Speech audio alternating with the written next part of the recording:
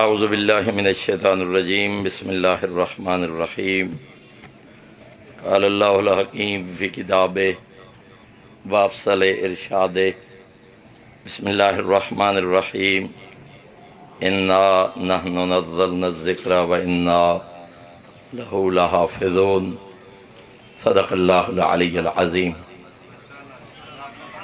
انتہائی محترم و معزز سامعین، خاص طور پر آج کے اس خوبصورت پروگرام کے منتظمین اور اس مرکز علمیہ کی تمام انتظامیہ، علماء کرام، بہت مبارکباد کے مستحق ہیں وہ تمام افراد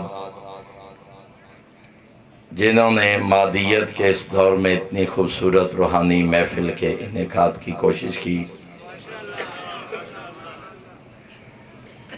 اور خدائے لم یزل ولا یزل کا وہ کلام جو پیغمبر اعظم کے لیے معجزہ دائمی کی حیثیت رکھتا ہے، اس کے ساتھ رغبت، مومنین کی رغبت اور تعلیم و تعلم و تدریس قرآن کے طرف لوگوں کو راغب کرنے کے لیے اس محفل کا انعقاد کیا۔ دعا ہے کریم اللہ ان تمام صاحبان کو اجر عظیم عطا فرمائے جنہوں نے دامیں درہمیں قدمیں سخنیں آج کی اس خوبصورت محفل میں حصہ لیا۔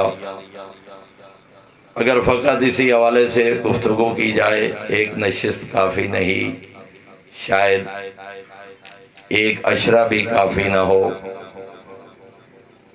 یہ الگ بات ہے کہ ہماری کسی عشرہ یا خمسہ کی ایک مجلس کا موضوع بھی قرآن نہ ہو، وہ ہماری غفلت ہے، اور خدا نہ کرے ہم اس آیت کے مصداق بن جائیں۔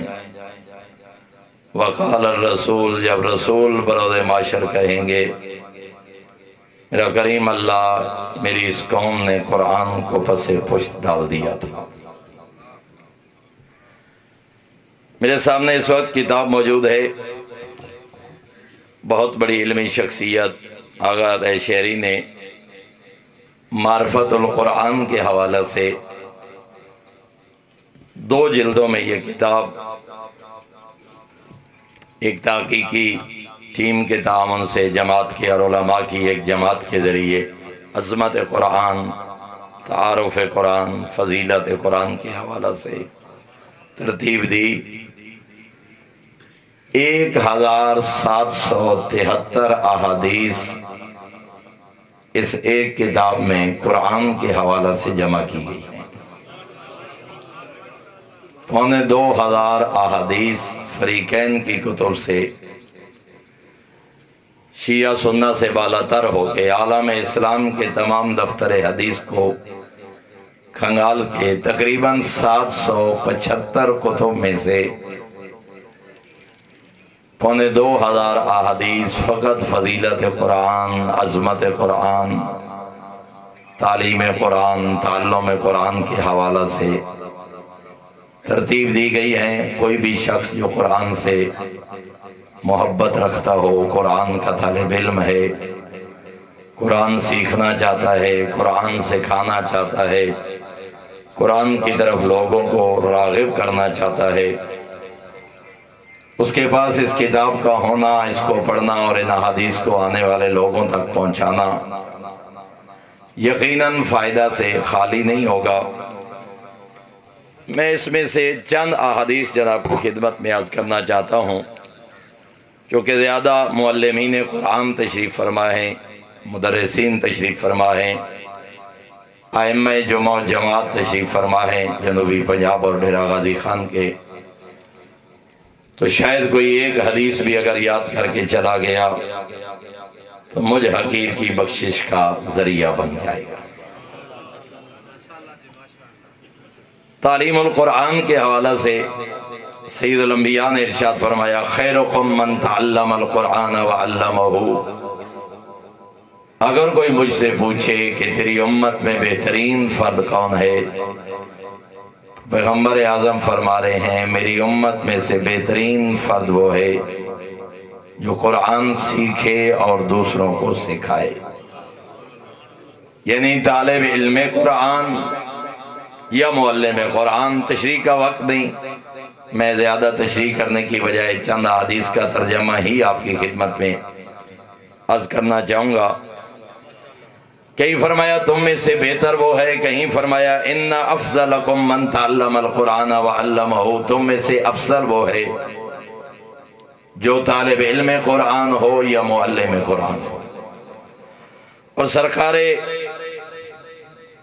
امیر المؤمنین نے سید الانبیاء سے روایت بیان کی اللہم اغفر للمعلمین، کہ پیغمبر اعظم قرآن پڑھانے والوں کے حق میں دعا کرتے ہیں کہ میرا کریم اللہ قرآن پڑھانے والوں کے گناہ معاف کر، وَأَتِلْ أَعْمَارَهُمْ، ان کو طول عمر عطا فرما، وَأَذِلَّهُمْ تَحْتَ ذِلَّكَ، میرے مالک ان کو اپنا سایہ نصیب فرما، فَإِنَّهُمْ يُعَلِّمُونَ كِتَابَكَ الْمُنزَلِ، یہ وہ لوگ ہیں جو تیری نازل کردہ کتاب کو پڑھتے بھی ہیں پڑھاتے بھی ہیں۔ دیکھیے جن کے حق میں سید الانبیاء دعا فرمائے، معلم قرآن اور طالب علم قرآن کے طول عمر کے لیے سید الانبیاء دعا فرماتے ہیں میرے اللہ ان کو طول عمر عطا فرما، میرے اللہ ان کے گناہوں کو معاف فرما، ان کی بخشش فرما۔ کیوں فرما؟ اس لیے کہ یہ وہ لوگ ہیں جو تیری مخلوق تک تیرا قرآن پہنچانے میں مصروف ہیں۔ پھر فرمایا معلم القرآن و متعلمہ، سید الانبیاء نے ارشاد فرمایا ہر وہ شخص جو قرآن پڑھے یا دوسروں کو قرآن پڑھائے، یستغفر لہ کل شیء حتی الحوت فی البحر، پیغمبر اعظم فرما رہے ہیں کائنات کی ہر چیز قرآن کے طالب علم اور معلم کے لیے دعائے مغفرت کرتی ہے، حتیٰ کہ سمندر میں موجود مچھلیاں بھی قرآن پڑھنے اور پڑھانے والوں کے لیے دعا کرتی ہے۔ اب دیکھیے کون کون مصداق ایک مجلس میں، ایک میری پی ایچ ڈی کی کلاس میں ہمارے یونیورسٹی کے ایک محقق نے کہا تھا کہ علوم قرآنی پہ آج تک شیعہ کا کام میری نگاہ سے نہیں گزرا۔ ایک ایسے شخص جو 200 سے زیادہ افراد کو شاید ایم فل اور پی ایچ ڈی کی ڈگری کی سپرویژن کر چکے تھے، نگران تھے، وہ فرمانے لگے یونیورسٹی کے پروگرام میں کہ شاید علوم قرآنی پہ سب سے کم کام جو ہے وہ شیعہ لوگوں نے کیا ہے۔ تو میں اس لیکچر کے آخر پہ کھڑا ہوا اور ان سے دست بستہ گزارش کی کہ اگر مجھے چند منٹ دیے جائیں تو میں علوم قرآنی میں شیعہ کی خدمات آپ کے سامنے عرض کرنا چاہتا ہوں۔ اور میں نے عرض کیا کہ ایک واحد کتاب التمہید فی علوم القرآن، آغا ہادی معرفت نے ایک ایسی کتاب علوم قرآنی پہ لکھی ہے کہ شاید 100-200 سال تک لوگوں کو علوم قرآنی پہ کوئی کتاب لکھنے سے بے نیاز کر دیا ہے۔ میں نے عرض کیا کہ جہاں صاحب اتقان نے اور البرہان نے جہاں 10 ابواب قائم کیے ہیں یا 10 فصول لکھی ہیں، جہاں انہوں نے ایک باب لکھا ہے، آغا ہادی معرفت نے اس پہ پوری ایک جلد تحریر کی ہے۔ اب اگر دیکھیں علوم قرآنی، مدرسین علماء اور قرآن سے رغبت کرنے والے رکھنے والے جانتے ہیں کہ زیادہ سے زیادہ 8 ابواب 10 ابواب پہ مشتمل ہمیں علوم قرآنی کی کتابیں ملتی ہیں، لیکن جہاں اجاز القرآن پہ کسی بزرگ متقدمین و متاخرین فریقین میں سے جہاں کسی نے ایک باب لکھا تھا، آغا ہادی معرفت نے وہاں ایک جلد تحریر کی ہے تعریف قرآن پہ، حفاظت قرآن پہ۔ تو میں نے کہا یہ الگ بات ہے کہ تعصب کی نظر ہو جائے وہ کام، یا ہماری کوتاہ نظری، یا ہمارا یہ کہ ہم لوگوں تک پہنچا نہ سکیں، اور میں سمجھتا ہوں کہ ہم بھی ذمہ دار ہیں اس کے۔ دونوں شخصیات تشریف فرمائے میرے سامنے، آغا جعفری صاحب بھی اور مسکین صاحب بھی۔ ہدیت الشیعہ کی کسی محفل میں بات ہوئی تھی کہ جب کسی شخص کو کہا گیا کہ اپنے باپ کے ثواب کے لیے کسی کتاب، اس نے کہا میں کتاب شائع کروانا چاہتا ہوں، تو پوچھا گیا کہ کون سی کتاب شائع کروانا چاہتے ہو؟ تو اس شخص نے ایک بات کی تھی کہ میں نے سید محب حسین شاہ صاحب قبلہ کی مجالس میں ایک کتاب کا نام سنا تھا جس سے وہ احادیث پڑھا کرتے تھے، جس کا نام تھا المواعظ العددیہ۔ تو اس میں سے وہ بڑے خوبصورت فرامین پڑھا کرتے تھے، اگر اس کتاب کا ترجمہ ہو جائے تو میں سمجھتا ہوں کہ میرے بابا کی بخشش کے لیے کافی ہوگا۔ آغا مسکین نے انتخاب کیا، جعفری صاحب قبلہ تشریف فرمائے، خدا ان کو طول عمر عطا فرمائے، انہوں نے اس کتاب کا ترجمہ کیا۔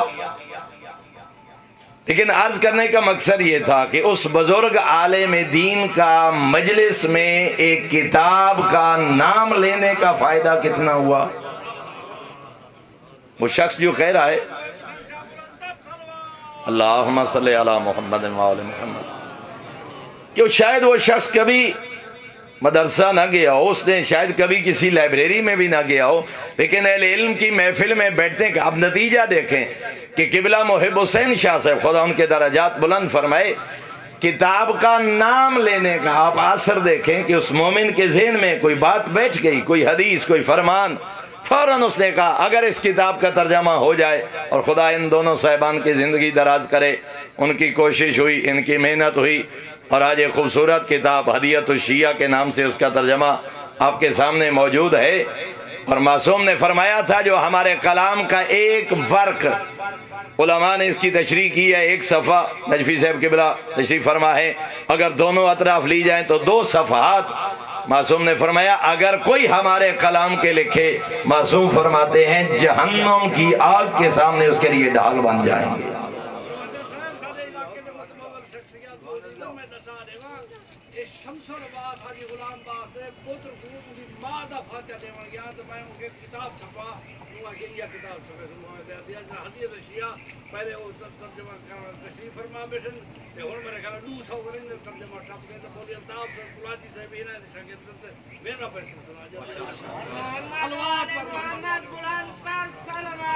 اللہم صلی علی محمد وآل محمد۔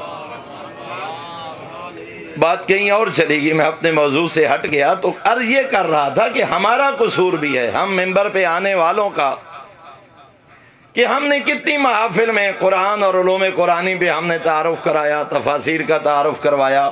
یہ ابھی جعفری صاحب قبلہ نے کتاب بھیجی آغا سید ریاض الحکیم کی، اس پچھلے چند اشروں کی بہترین کتاب، ایک جلد پر مشتمل ہے، ایک خلاصہ، اور اس کا ترجمہ بھی جامعہ تعلیمات اسلامی کی طرف سے، اگر کوئی مختصراً اس کو دیکھنا چاہے، اور یہ بھی جعفری صاحب کی محنت شاقہ سے اس کا اردو ترجمہ بھی آپ کے سامنے آیا، اور مجھے یہ کہہ کر بھی خوشی محسوس ہو رہی ہے، اور یقیناً وہ سامنے تشریف فرمائے اور بزرگان بیٹھے، اکثر مدارس میں اس وقت اس کو بطور درس پڑھایا جا رہا ہے تاکہ طلباء کو کم از کم علوم قرآنی سے آگاہی ہو سکے۔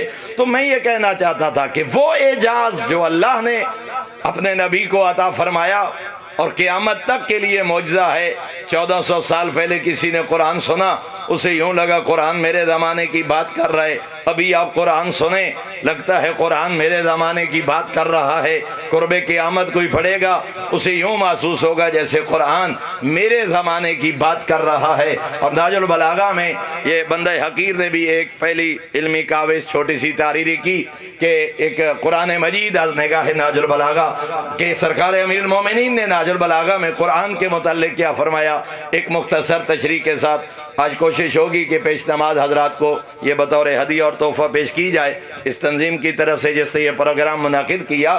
تو میں یہ چاہتا تھا، عرض کر رہا تھا کہ معصوم نے اس میں ایک جملہ ہے سرکار امیر المومنین کا ناج البلاغہ میں کہ قرآن وہ کتاب ہے کثرت الرد وولوج السمع، معصوم فرماتے ہیں بار بار اس کے پڑھنے سے زبانیں تھکتی نہیں ہیں، اس کو بار بار سننے سے کان تھکتے نہیں ہیں، زبانوں سے بار بار دہرایا جانا اس کو بوسیدہ نہیں کرتا، کانوں کے ساتھ اس کا ٹکرانا کبھی بوریت نہیں ہونے دیتا۔ فرمایا اس لیے کہ یہ کسی ایک صدی کی کتاب نہیں ہے، یہ کسی ایک زمانے کی کتاب نہیں ہے۔ فرمایا اللہ نے جب تک کائنات قائم ہے اس وقت تک کے لیے اللہ نے اپنے نبی کا یہ معجزہ قرآن نازل فرمایا ہے۔ لیکن ہمارے ہاں کتنی محافل. شاید یہ جملہ بعض سامعین کو ناگوار گزرے، میں آپ کی بات نہیں کر رہا، اس سوشل میڈیا کے ذریعے بہت دور تک میری آواز جا رہی ہے. آج ایک بچڑا پیدا ہوتا ہے، اس پہ لفظ جی اللہ لکھا گیا ہے، جی سید الانبیاء کا نام ہے، گاڑیاں بھر کے جاتی ہیں، اس بچڑے کی زیارت ہو رہی ہے کہ بچڑا پیدا ہوا ہے جی اللہ، محمد، علی، باقی ہستیوں کا بھئی نام لکھا ہوا ہے.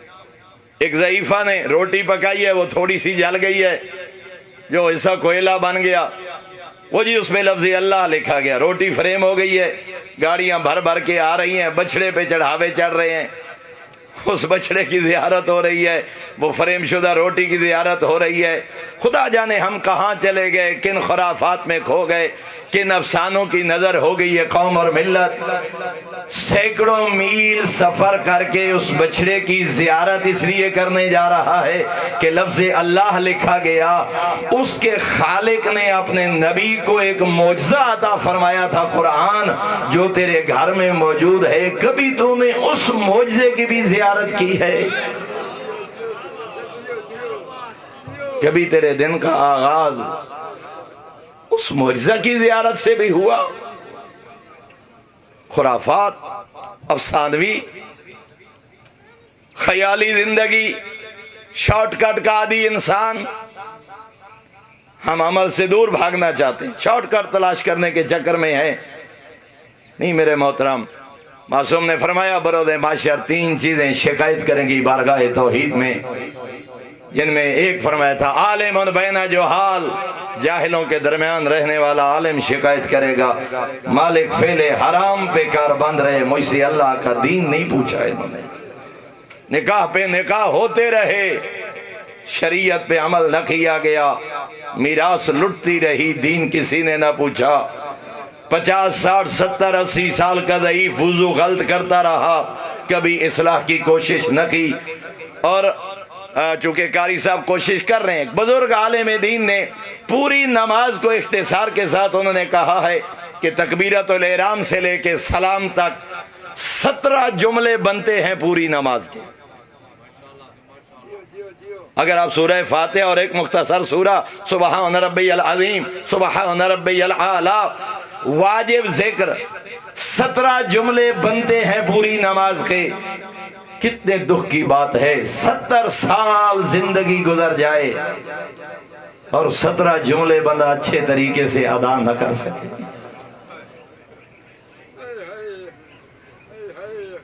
کہا جاتا ہے ہم عرب نہیں ہیں، ہم لہن عرب سے واقف نہیں ہیں، ہمیں مخارج سے آگاہی نہیں ہے، میں ان پڑھ ہوں.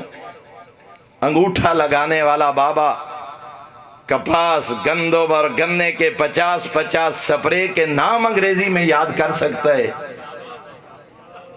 نماز کے 17 جملے مخارج کے ساتھ یاد نہیں کر سکتا. نہیں، جب ضرورت محسوس کرے گا، جب ضرورت محسوس، ہاں ضرورت ہے گندم کپاس گنے کے لیے، سپرے میڈیسن کی ضرورت ہے، کیمیکلز کی. وہ کیمسٹری کے کیمیکلز کے نام ان پڑھ بابا یاد کر لیتا ہے، 17 جملے کیوں نہیں یاد ہوتے؟ نہیں، محبت نہیں، ہمارے ذہن متوجہ نہیں. میرے محترم سامعین، ایک جملہ، ہمارے بھائی فوت ہو گئے، قبلہ عظیم الرحمت نجفی صاحب جانتے ہیں، قبلہ عرفان حیدر باجوہ صاحب، ہماری فاضل شخصیت سرگودا کے، ہم اس نعمت سے محروم ہو گئے، شاید ہم ان کی قدر نہ کر سکے. وہ 28-30 سال کی عمر میں ہمارے ایک فاضل دوست، ان کی مغفرت کے لیے ایک دفعہ بلند تر صلوات تلاوت کیجیے. ایک فاضل شخصیت اس دنیا سے چلے گئے، وہ راوی ہیں اور آغا کے کلاس فیلو بھی ہوں گے، شاید قبلہ ترس علی نجفی یا ان کے ساتھی ہوں گے نجف کے. وہ ایک جملہ بیان کر رہے تھے کہ ہم قم میں تھے، آغا محسن قرائتی نے ایک مدرسے کے افتتاحی تقریب میں گفتگو کرنے کے بعد، آج سے کوئی 18-20 سال پہلے کی بات ہے، علماء طلباء جانتے ہیں آغا محسن قرائتی وہ شخصیت ہیں جن کے شاگرد مفسر قرآن بن گئے، جن کے شاگرد معلم قرآن ہیں، جنہوں نے عالمی سطح پہ قرآن اور قرآنیات پہ لوگوں کو حیران کر کے رکھ دیا. آغا نے اس مدرسے کے افتتاح کے آخر میں ایسے جیب سے نوٹ نکال کے ٹیبل پہ رکھے، آج سے کو 20 سال پہلے کہنے لگے یہ 5 لاکھ تومان یہ میں ہدیہ کرنا چاہوں گا آج کے ان طالب علموں سے کسی طالب علم کو، میں اس طالب علم کے لیے لے آیا ہوں جس کے لیے میں نے فقط ایک شرط رکھی ہے۔ آغا فرمانے لگے میرے اس ہدیہ اور انعام کا حقدار وہ بندہ ہے جس نے الحمد سے لے کے والناس تک قرآن ترجمے کے ساتھ پڑھو۔ انہوں نے کہا کوئی طالب علم کھڑا ہو، کوئی کھڑا نہ ہوا۔ آغا نے دوسرا جملہ فرمایا میں شرط نرم کرتا ہوں، اس کو میں اور نیچے لے آتا ہوں۔ فرمایا جس نے آخری پارہ 30واں پارہ ترجمے کے ساتھ پڑھو، کھڑا ہو، کراتی ہدیہ دیتا ہے۔ کوئی کھڑا نہ۔ آقا نے فرمایا اور اس شرط کو نرم کرتا ہوں، فرمایا جس سے سورہ یاسین ترجمہ کے ساتھ پڑھی ہو۔ کوئی کھڑا نہ ہوا۔ آقا کراتی رو پڑے، گریہ کی آقا نے۔ انہوں نے کہا عرب و عجم سے آپ لوگ آئے ہو ایران علوم آل محمد پڑھنے، آج تک کسی نے سورہ یاسین ترجمہ کے ساتھ نہیں پڑھی، پیغمبر کے سامنے کیسے جاؤ گے؟ اور پھر آقا نے رو کے یہ فرمایا جب میں طالب علم تھا، آقا کراتی فرمانے لگے میں نے زمانہ طالب علمی میں 5 دن میں دروس پڑھتا تھا، صرف، نحو، فلسفہ، منطق، کلام، 2 دن جمعرات اور جمعہ 48 گھنٹے۔ انہوں نے فرمایا میں قرآن پڑھتا تھا، تفاسیر پڑھتا تھا، علوم قرآنی پڑھتا تھا، 5 دن دروس، 2 دن قرآن۔ لیکن رو کے فرمانے لگے اب جب عملی زندگی میں آیا ہوں تو سمجھتا ہوں کہ بہت بڑی غلطی کر بیٹھا ہوں، مجھے 5 دن قرآن پڑھنا چاہیے تھا، 2 دن باقی دروس پڑھنے چاہیے تھے۔ یہ کون شخص کہہ رہا ہے؟ جن کے شاگرد مفسر قرآن بن گئے ہیں، جنہوں نے عالمی سطح پہ قرآن۔ آئیے دیکھیے ہم کہاں کھڑے ہیں، ہم نے اس معجزے کی کتنی قدر کی ہے۔ کیا میرے دن کا آغاز تلاوت قرآن سے ہوتا ہے؟ اور بالکل اس کے قریب شاید 28 سال غالباً یا 30 سال گزر گئے ہیں آغا قبلہ حسین بخش جاڑا مرحوم کو میں نے زمانہ طالب علمی سے میں ان سے ایک واقعہ سنا تھا۔ آج تو موبائل اور انٹرنیٹ کا دور ہے، اس دور میں انہوں نے فرمایا تھا کہ یورپ سے، غیر ملک سے اگر کوئی بیٹا خط لکھے، ان پڑھ ماں اور بابا پلو میں وہ خط باندھ کے پھرتے رہتے ہیں محلے میں، گاؤں میں، جب بھی انہیں کوئی ملے نا وہ اماں کہتی ہے ذرا یہ خط پڑھ کے سنانا، بابا کہتے ہیں ذرا یہ خط پڑھ کے سنانا۔ جاڑا صاحب قبلہ نے فرمایا تھا 1 دفعہ سننے سے اس کا دل نہیں بھرتا، 5 7 8 دفعہ بزرگ گواہی دیں گے۔ وہ ماں کی مامتا، وہ باپ کی پدری شفقت، وہ تڑپتی ہے محبت، حالانکہ پتہ ہے اس خط میں نہ کوئی کمی نہ کوئی اضافہ، خط تو وہی ہے جو مہینہ پہلے آیا تھا، نہ کوئی لفظ کم ہوگا نہ زیادہ، لیکن وہ سن کے السلام علیکم میں خیریت سے ہوں، آپ کی خیریت نیک چاہتا ہوں، وہ ماں باپ کو یوں لگتا تھا جیسے بیٹا ہمارے ساتھ گفتگو کر رہا ہے، محبت کو سکون، وہ تڑپتی ہوئی مامتا کو سکون مل جایا کرتا تھا۔ جاڑا صاحب قبلہ فرمانے لگے بیٹا خط لکھے 7 دفعہ 8 دفعہ 10 دفعہ کسی سے پڑھا کے سنتے ہو، 1400 سال پہلے اللہ نے تمہاری طرف ایک خط لکھا ہے جس کا نام ہے قرآن۔ کبھی تمہارے کانوں کی یہ خواہش ہوئی ہے کہ سنوں تو صحیح کہ ماں سے 70 گنا زیادہ پیار کرنے والا اللہ مجھے کہنا کیا چاہتا ہے؟ میرے محترم سامعین، میرے سمیت میں شامل ہوں اس میں، باقی تو میرے فاضل اور بزرگان علمی شخصیات تشریف فرما، میں اپنی بات کروں، کتنی 5 مجالس ہیں جن میں ہمارا موضوع قرآن ہو؟ عشرہ محرم الحرام کوئی 10 مجالس میں سے ایک مجلس کا موضوع قرآن ہو؟ کبھی ہم نے کوشش کی ہو کہ قرآن پہ کوئی 1 روزہ تقریب کر دی جائے، کوئی 3 روزہ، کوئی 5 روزہ مجلس جس کا موضوع صرف قرآن ہو؟ آنے والی نسلوں تک، بزرگوں تک، جوانوں تک پہنچایا جائے۔ شیعہ نے کتنا کام کیا، علماء نے کتنا کام کیا، بزرگان نے کتنا کام کیا، تفاسیر کتنی لکھی گئیں، قرآن پڑھنے کا اجر کتنا، قرآن پڑھانے کا اجر کتنا، محلے میں قرآن کی عظمت کیا۔ جب ایک روزہ تقریب، 3 روزہ، 5 عشرہ، محرم، کسی ایک مجلس کا موضوع جب قرآن نہ ہو تو لوگوں کو کیسے پتہ چلے گا کہ نبی کے اس ابدی معجزے کی حیثیت کیا ہے، کیا پیغام ہے اس قرآن کا؟ اور معصوم نے فرمایا یا ابا ذر، سید الانبیاء فرما رہے ہیں یا ابا ذر علیک بتلاوت القرآن، اے ابو ذر کثرت سے تلاوت قرآن کیا کر۔ اور پھر سید الانبیاء نے یہ بیان ارشاد فرمایا اپنے گھروں کو قبرستان مت بناؤ۔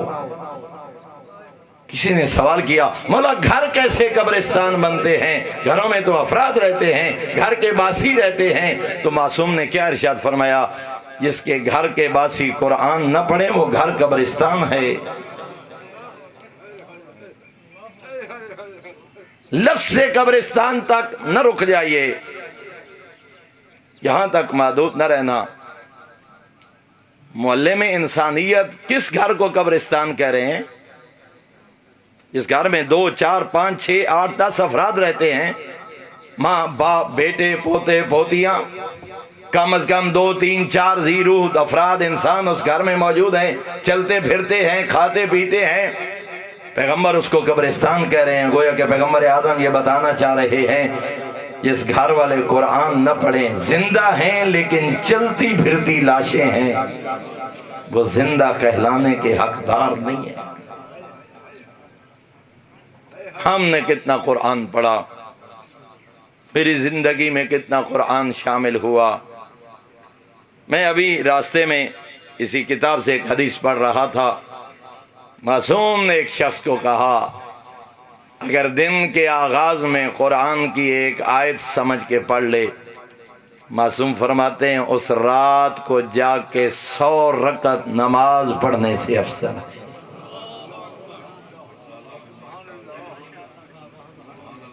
ایک آیت قرآنی سمجھ کے پڑھنا اور اس سے اپنے دن کا آغاز کرنا، فرمایا اس رات کو مصلی عبادت پہ کھڑے ہو کے 100 رکعت نماز پڑھنے سے افضل ہے تیرا ایک آیت قرآنی کے مفہوم کو سمجھنا اور قرآن کا طالب علم بننا۔ کیوں فرمایا گیا؟ حفاظ تشریف فرمائے، قاریان قرآن تشریف فرما ہے، کیوں فرمایا گیا حافظ بھی ہو تو قرآن دیکھ کے پڑھا کرو؟ معصوم کا فرمان ہے۔ اسحاق نے عرض کیا چھٹے امام کی خدمت میں، مولا میں حافظ قرآن ہوں، قرآن زبانی پڑھتا ہوں، لوگ کہا کرتے ہیں دیکھ کے پڑھا کر، آپ فرمائیے۔ معصوم نے فرمایا خدا کا تجھ پہ احسان ہے، تیرے سینے میں قرآن محفوظ ہے، لیکن میں امام کہہ رہا ہوں قرآن دیکھ کے پڑھا کر۔ پوچھنے لگا مولا کس لیے؟ فرمایا جب دیکھ کے قرآن پڑھے گا تجھے 2 اجر ملے گا، ایک قرآن پڑھنے کا ثواب، دوسرا قرآن دیکھنے کا ثواب تیرے نام آیا۔ اور پھر فرمایا اتنا بلند پڑھ، تیری تلاوت تیری سماعتوں سے ٹکرا رہی ہو۔ مولا اس کا فائدہ؟ فرمایا 3 اجر ملیں گے، پڑھنے کا ثواب، دیکھنے کا ثواب، سننے کا ثواب۔ اجر کیا ہے؟ پڑھنے سے زبان کے گناہ معاف ہوں گے، دیکھنے سے آنکھوں کے گناہ معاف ہوں گے، سننے سے تیری سماعتوں کے گناہ معاف ہوں گے۔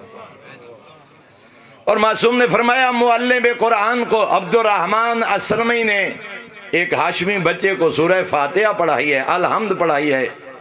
گزرے قرآن نعت کے امام حسین علیہ السلام گھر گئے، میں پہلے ہر مجلس میں پڑھتا رہتا تھا 1000 درہم یا دینار اور ایک پوشاک، یہاں پہ اس کا زیادہ آج قبلہ نے تحریر کیا، فرمایا اس کو لباس بھی عطا فرمائے اور قیمتی موتی معصوم نے اس کو در ہدیہ کیے۔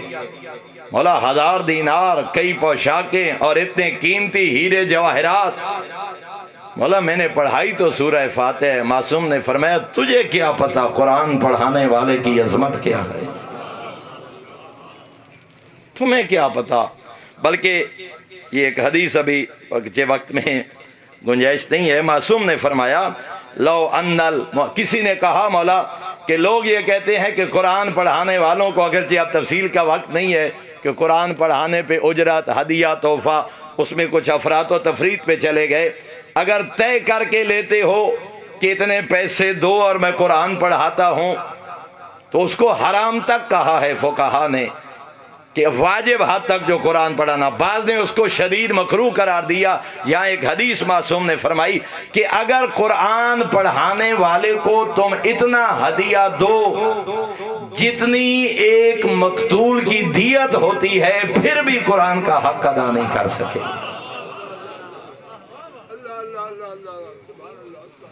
شاید آج کے دور میں وہ 1.5 کروڑ سے زیادہ رقم بنتی ہے، 1.5 سے 2 کروڑ تشفیع صاحب قبلہ شاید ایک مقتول کی دیت جو بنتی ہے اونٹوں میں جب ہو تو۔ لیکن میرے محترم معصوم کیا فرما رہے ہیں؟ اگر قرآن پڑھانے والے معلم کو ایک مقتول کی دیت بھی ادا کر دو، پھر بھی تم نے قرآن پڑھانے کا حق ادا نہیں کیا۔ اور جس بستی میں پیش نماز کے لیے 100 روپیہ پہلی پہ مانگنے کے لیے 4 دفعہ جانا پڑے اس کے دروازے پہ، ہم کیا کہیں گے پیغمبر اعظم کو کہ ہم نے اس قرآن کا حق ادا کیا؟ جس میں مجھ جیسے دنیا دار کو بلانے کے لیے پہلے 10 15 20 30 ہزار کا انتظام کرنا پڑے کہ اس کے زاد راہ کا انتظام ہو، وہ قرآن پہ آ کے درس دے، ہم سید الانبیاء کے دربار میں کیسے جائیں گے کہ ہم نے اس قرآن کی کیا خدمت کی ہے؟ قابل داد ہے وہ لوگ، قابل رشک ہیں وہ لوگ جو قرآن پڑھتے ہیں، جو قرآن پڑھاتے ہیں۔ قدر کیجیے ان افراد کی، احترام کیجیے ان افراد کا جو سید الانبیاء کے اس کلام کو اپنی قوم تک پہنچانے کے لیے قد و کاوش کر رہے ہیں۔ بس آخری حدیث اور طالب دعا معصوم نے ارشاد فرمایا کہ جب قرآن پڑھائے، ایک دفعہ بلند تر صلوات تلاوت فرمائے سارے حضرات۔ من علم عبدا آیتا من کتاب اللہ فہو مولاہ، پورا قرآن نہیں، سید الانبیاء نے فرمایا جس نے تجھے قرآن کی ایک آیت پڑھائی تو عبد ہے، وہ تیرا آقا بن گیا۔ ایک آیت قرآنی پڑھانے والا، تجھے اس کی تعلیم دینے والا، معصوم فرما رہے ہیں وہ تیرے آقا کی حیثیت رکھتا ہے۔ لا ینبغی لہو ان یخذلہ، اب کبھی زندگی میں اس کو رسوا نہ کرنا، کبھی اس کی توہین کا سبب نہ بننا، کبھی معلم قرآن کو کوئی اذیت نہ دینا۔ ولا یستأثر علیہ، اپنی کسی خواہش کو، اپنے معمولات کو اس پہ کبھی ترجیح نہ دینا۔ ڈھیر سارا مفہوم ہے، کھانا مل کے کھا رہے ہو اس سے پہلے ہاتھ نہ بڑھانا، چل رہے ہو معلم قرآن سے آگے قدم نہ بڑھانا۔ کتنا خوبصورت پیغام دیا حسنین کے بابا نے۔ قرآن ناطق فرماتے ہیں جب میں علی چاہوں اپنے رب سے گفتگو کروں، علی نماز پڑھتے ہیں، اہدنا الصراط المستقیم صراط الذین انعمت علیہم، ایسے لگتا ہے جیسے رب کے ساتھ گفتگو ہو رہی ہو۔ اور جب علی چاہیں کہ رب مجھ سے گفتگو کرے، علی قرآن پڑھتے ہیں۔ قدر کیجئے اس کتاب کی، قرآن کو اپنی زندگی کا حصہ بنائیے، اپنی محافل کا حصہ بنائیے۔ صاحبان قرآن، حاملین قرآن کی قدر کیجئے۔ معلمین معصوم نے فرمایا 80-90 سال عمر ہو گئی ہے، اب بھی قرآن کے طالب علم بنو، اب بھی قرآن پڑھو۔ مولا اب پڑھ کے کیا کروں گا؟ نہیں پڑھ سکتا، حافظہ آنکھیں ساتھ نہیں دیتی، اب شروع بھی کروں تو نہیں پڑھ سکتا۔ فرمایا آغاز تو کر، نیت تو کر، ارادہ تو کر، کیا اجر ملے گا؟ فرمایا چند آیات کے بعد بھی موت آ گئی تو برود محشر قرآن کے طالب علموں کے ساتھ معشور ہو۔ میں وعدے سے تجاوز کر رہا ہوں، ایک حدیث اور ذہن میں آئی اور عرض کرنا چاہتا ہوں۔ معصوم نے فرمایا برود محشر 2 لوگ آئیں گے جن کو اللہ ایک نورانی تاج عطا فرمائے گا، اہل محشر رش کریں گے، ان کے نورانی تاج کو دیکھ کے پہلا خیال پیدا ہوگا کوئی اولو العزم پیغمبر ہے، پیغمبروں کی صف پہ وہ کھڑے نہیں ہوں گے، گزر جائیں گے، کہیں گے کوئی رسول ہے، رسولوں کی صف میں کھڑے نہیں ہوں گے، کوئی نبی ہے انبیاء کی صف میں کھڑے نہیں ہوں گے، کوئی ولی ہے نہیں، کوئی صدیق ہے نہیں، کوئی وصی ہے اوصیاء کی صف میں بھی کھڑا نہیں ہوگا، پھر کوئی شہید ہے شہداء کی صف میں بھی کھڑا نہیں ہوگا۔ اہل معاشر پوچھیں گے کون ہے یہ بندہ؟ نہ پیغمبروں کی صف میں، نہ رسول، نہ انبیاء، نہ اوصیاء، نہ اولیاء، نہ شہداء، نہ صدیقین، کون ہے یہ فرد؟ معصوم فرماتے ہیں دو لوگوں کو اللہ یہ نورانی تاج عطا فرمائے گا، ایک نماز شب پڑھنے والے، رات کی تاریکیوں میں اپنے مالک کی بارگاہ میں جھکنے والے، اور معصوم نے فرمایا دوسرا حامل القرآن، قرآن کا طالب علم، قرآن کا معلم، قرآن کا قاری، قرآن کا مفسر، قرآن کا عالم، اگر اختصار سے کہوں قرآن کی خدمت کرنے والے کو اللہ بروز محشر نورانی تاج عطا فرمائے۔ دعا کریم اللہ ہمیں قرآن پڑھنے کی توفیق عطا فرمائے، ہمیں قرآن پڑھانے کی توفیق عطا فرمائے، معلمین قرآن کی خدمت کرنے کی، ان کے ساتھ محبت کرنے کی مالک ہمیں توفیق عطا فرمائے، اور نبی کے اس معجزے کی قدر کرنے کی مالک ہمیں توفیق عطا فرمائے۔ ایک دفعہ پھر ہدیہ تبریک پیش کرتا ہوں ان تمام صاحبان کی خدمت میں جنہوں نے اس روحانی محفل کا انعقاد کیا اور اتنے خوبصورت محفل منعقد کی۔ خدا ان کو دنیا و آخرت کی عزت عطا فرمائے، اور آج کی اس محنت و کاوش کو اللہ ہمارے لیے آخرت کا زادے راہ قرار دے۔ وآخر الدعوانا ان الحمدللہ رب العالمین۔